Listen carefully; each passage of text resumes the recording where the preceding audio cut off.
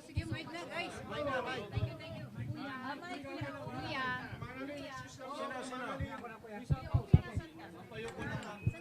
Ma'am, excuse naman.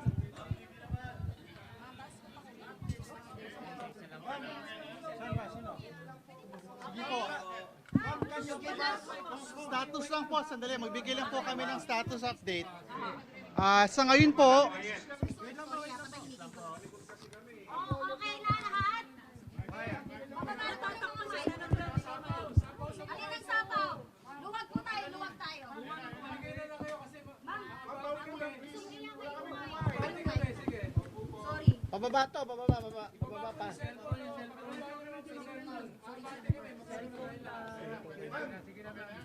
Ayan, start. Sige po, alam ko po matagal tayo naghihintay, pasensya na po. Pero sa ngayon po, ang status ay hinihintay natin ang ating Secretary General para po i-receive yung impeachment complaint ng ating po mga private complainants, mga citizens at civil society leaders na narito ngayon. Para po ipakilala yung mga complainants, sinatawagan ko po si Senator Laila de Lima. Okay. Ito pong complaint for impeachment ay pinirmahan ng 17 complainants. Ang mga galing sa civil society organizations, galing din sa religious sector, galing din sa ibang grupo. But they are filing all of these signatories, 17 signatories, are filing this in their personal capacity, even if they are members of various groups or of various party lists, etc. So, 17 po sila. Ang mga nag-file po ay sila former Secretary Ging Deles,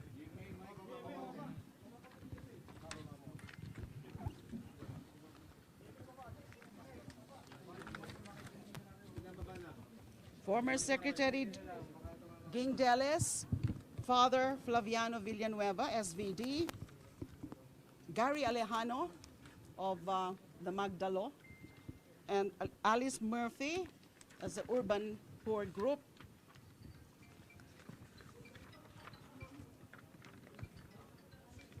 Francis Aquino D, that's Kiko D, Mr. Eugene Louis Gonzalez, Doc Sylvia Estrada Claudio, Lea Lopez Navarro, Rowena Amon,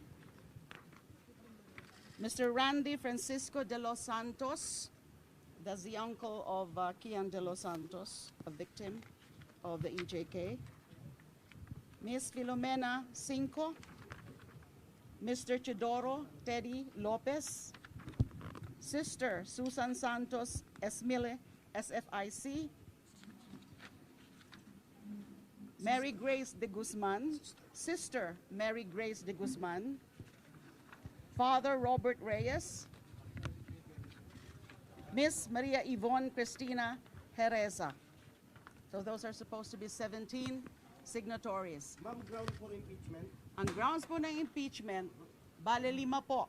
It was actually condensed into 4 grounds as indicated in the articles of impeachment, pero 5 po sila.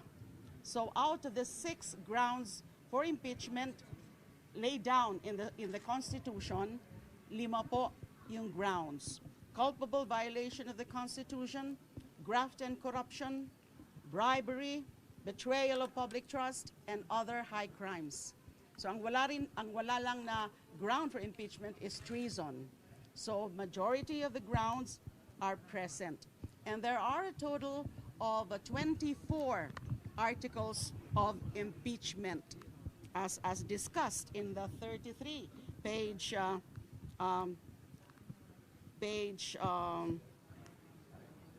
complaint. So, among the articles po are the misuse, the failure to account, the intel and confidential funds of both the Office of the Vice President and also of the Department of Education. And nandyan din po yung grounds like yung kanyang mga threats, yung kanyang mga rants during the press con in October 18 and the second one in November 2024. Because these are very unbecoming and these are actually betrayal of public trust because these are also high crimes, yung kanyang mga threats doon sa latest na mga rant niya o kanyang mga meltdown. Meron din as an article about her involvement also in the extrajudicial killings during her term as mayor of Davao City. There are other grounds, let me just so that I can be very sure of this. How do you?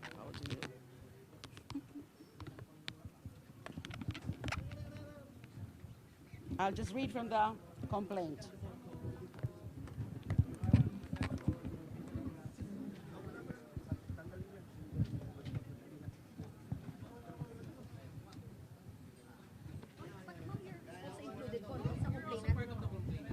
Complainant din po kayo, ma'am? No, I did not sign as a complainant.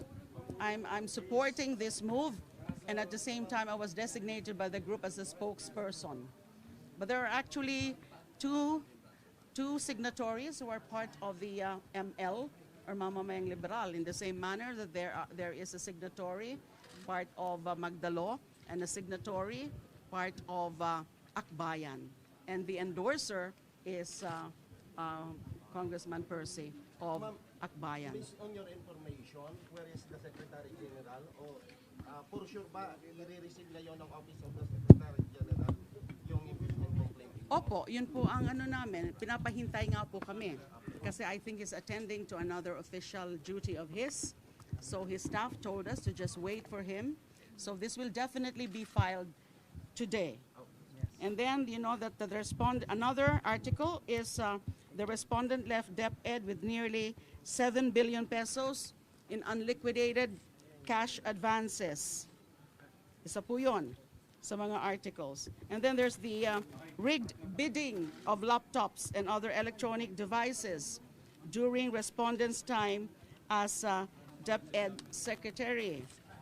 And then they were also, respondent and members of her family engaged also in bribery and or in the unexplained receipt of hundreds of millions of funds from known drug personalities.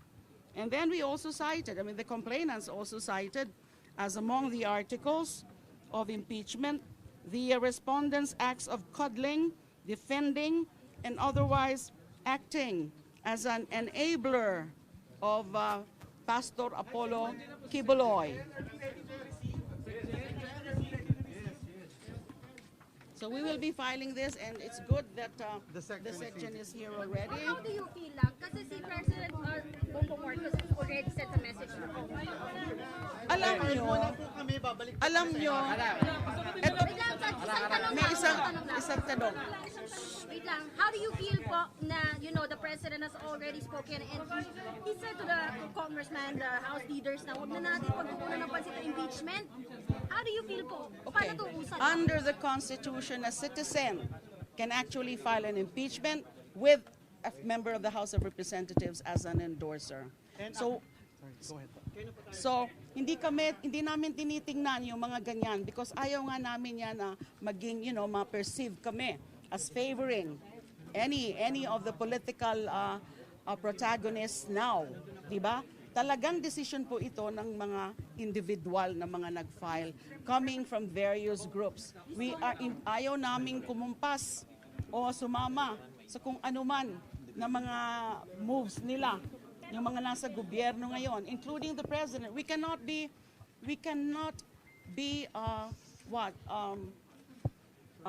affected by the desire to really make the Vice President accountable because that is in fact recognized by the Constitution. Kailangan mangibabaw ang batas, mangibabaw ang saligang batas.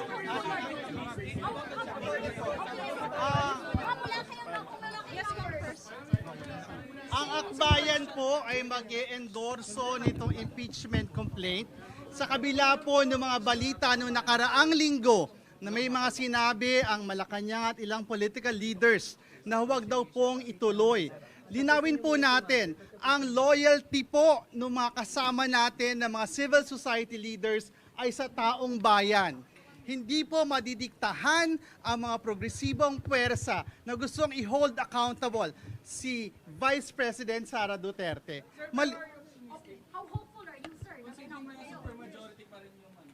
Sa araw na ito, we are here in the House of Representatives bravely supporting the petition of citizens kasi naniniwala tayo na ito ay responsibilidad ng ating pong institusyon.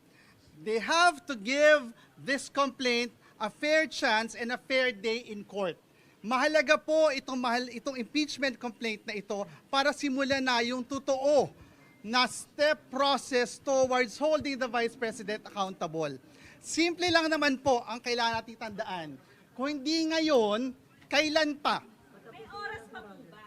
Magkakampanya na rin, sir. Naniniwala po tayo kapag gusto, may paraan. At yung paraan po na yon ay paraan para panagutin ang mga nang-aabuso sa kapangyarihan at ninanakawan ng taong bayan. The Congress would fail to activate this year. Are you willing to file it next budget? Magsisimula na po kasi yung pag-activate ng process sa pag-file natin ngayon. No? And Congress will have to go through the process of referring it to the responsible committee, the Committee on Justice. As to the timeline, we leave it to the leadership of Congress. Pero kalakip nito yung reminder that we are duty-bound in this House of Representatives to give this complaint a fair day in court. It's a numbers game pa rin yung mga endorser. Numbers game pa rin kasi siya. Ano yung numbers niyo? May numero ba kayo, sir? Naniniwala tayo na matindi yung merits ng ating impeachment complaint. At naniniwala din tayo dito sa mga kasama natin sa Kongreso, pag nakita nila na malakas itong ating complaint, malakas itong kasong ito, they will support it. I'll leave it at that muna po. Balik mo na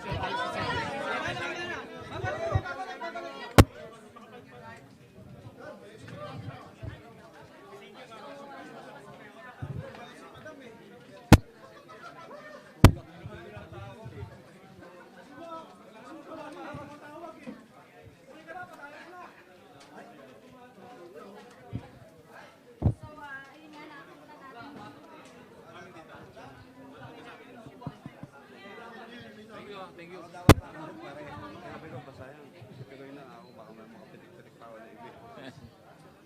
Oo, man.